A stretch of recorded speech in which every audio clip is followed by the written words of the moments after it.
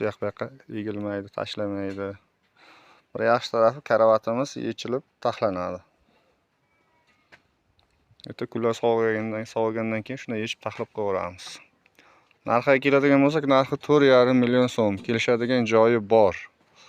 Endi birovlar qimmat deyishi mumkin. Chunki qimmatlik sababi mana bu gullar lazerda kesiladi-da. Bu gulni bir donasi 150 ming so'm turadi. Mana shuni gulini o'zi 750 ming so'm. 5 ta gul qo'yilganda bu yerga. Mana kimga mana shunaqa karotlar kerak bo'ladigan bo'lsa, aloqaga chiqa olasizlar. Razmerlar eng kattasi 6 ga 2,5, 3 ga 2,5, 3 ga 2, 4 ga 2,5lik, 5 ga 2,5 karotlar qilib beramiz. Kattalashgan sayin narxi oshib boraveradi karotlarimizni. Lazerni gul emas, qubba gullardan qo'yib ber deganlarga ham qubba gullardan qo'yib beramiz. Ular arzonroq chiqadi. Karot kerak deganlar aloqaga chiqa olasizlar.